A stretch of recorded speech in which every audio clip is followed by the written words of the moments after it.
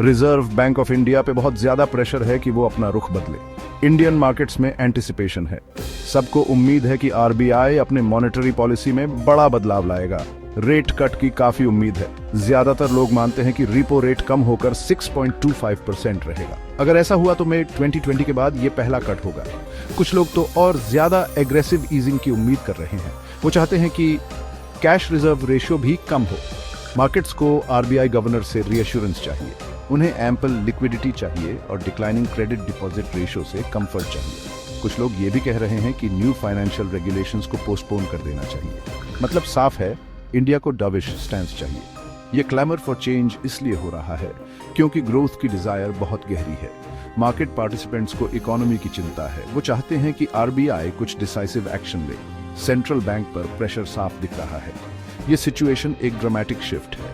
दिसंबर में last policy meeting के बाद से इकोनॉमिक लैंडस्केप पूरी तरह बदल गया है।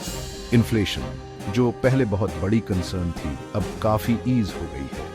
कंज्यूमर प्राइस इंडेक्स से ये साफ पता चलता है। अर्ली दिसंबर 2024 में ये 6.22% था और मंथ एंड तक ये गिरकर 5.2% रह गया। ऐसा मानना है कि ये डाउनवर्ड ट्रेंड जारी रहेगा। एक्सपर्ट्स का मानना है कि जनवरी 2025 में सीपीआई इन्फ्लेशन गिरकर 4.5% रह जाएगा। अक्टूबर दिसंबर क्वार्टर तक ये और भी गिरकर 3.5% तक पहुंच सकता है। इन्फ्लेशन में ये कमी आरबीआई को थोड़ी ब्रीदिंग रूम देती है। इससे उन्हें इंटरेस्ट रेट्स को एडजस्ट करने का मौका मिलता है। हालांकि ओवरऑल इकोनॉमिक पिक्चर अभी भी मिक्स्ड है। 2024 के सेकंड क्वार्टर में जीडीपी ग्रोथ सिर्फ 5.4% रहा। लीडिंग इंडिकेटर से पता चलता है कि रिकवरी बहुत स्लो और अनइवन है। ये टेपिड ग्रोथ आरबीआई पर और ज्यादा प्रेशर डालता है। सेंट्रल बैंक को इन्फ्लेशन को कंट्रोल करने और ग्रोथ को सपोर्ट करने के बीच बैलेंस बनाना होगा। इकोनॉमिक स्टिमुलस की जरूरत कई सेक्टर्स में साफ दिखाई देती है। कंज्यूमर डिमांड, जो ग्रोथ का एक की ड्राइवर है, उसमें कमजोरी के संकेत दिख रहे हैं। कार सेल्स, जो कंज्यूमर सेंटिमेंट का एक बारोमीटर है, में गिरावट आई है। टॉप 4 मैन्युफैक्चरर्स ने जनवरी 2025 में सिर्फ 1.8% ग्रोथ की रिपोर्ट दी है। ये स्लोनेस सिर्फ ऑटोमोबाइल्स तक ही सीमित नहीं है। कंज्यूमर गुड्स कंपनीज को भी इसका असर हो रहा है। एशियन पेंट्स, सिम्फनी, डाबूर और ग्रीन लैम्प घरेलू नाम हैं। फिर भी इन सभी ने 2024 के फोर्थ क्वार्टर में लो सिंगल डिजिट सेल्स ग्रोथ की ही रिपोर्ट दी है।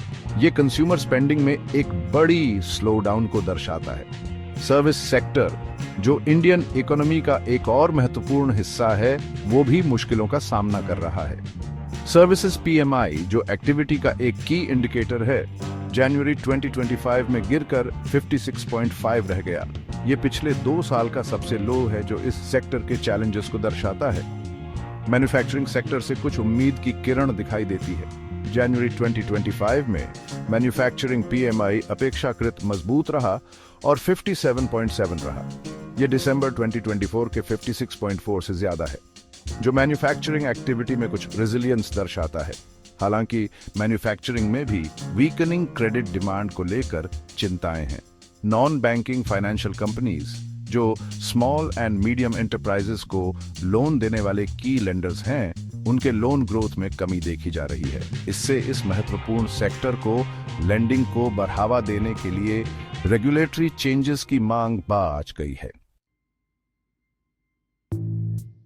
हालांकि रेट कट के लिए इकोनॉमिक केस मजबूत लगता है, लेकिन एक बड़ा रिस्क भी है, इंडियन रूपी। रेट कट से करेंसी में तेजी से गिरावट आ सकती है। जैसे ही इंडिया और दूसरी इकोनॉमीज के बीच इंटरेस्ट रेट डिफरेंशियल्स कम होंगे, फॉरेन इन्वेस्टर्स के लिए रूपी को होल्ड करना कम आकर्षक हो जाएगा। इससे कैपिटल आउटफ्लोज हो सकता है, जिससे करेंसी पर और ज्यादा दबाव बढ़ेगा। रूपी पहले ही काफी कमजोर हो चुका है। जनवरी और नवंबर 2024 के बीच ये यूएस डॉलर के मुकाबले 1.2% गिर गया। चिंता की बात यह है कि अकेले फरवरी 2025 के पहले 5 दिनों में ही इतनी ही गिरावट आई। ये वॉलेटिलिटी रूपी की कमजोरी को दर्शाती है। इसलिए आरबीआई के सामने एक नाजुक बैलेंसिंग एक्ट है। एक तरफ इकोनॉमी को सपोर्ट की जरूरत है, तो दूसरी तरफ जल्दबाजी में किया गया रेट कट अनपेक्षित परिणाम दे सकता है। एक 180 डिग्री पॉलिसी शिफ्ट हालांकि कुछ लोगों द्वारा वांछित है, लेकिन ये समय से पहले का और संभावित रूप से हानिकारक हो सकता है। सेंट्रल बैंक को रूपी को और ज्यादा कमजोर करने के खतरों के साथ ईजिंग के फायदों को भी तौलना होगा।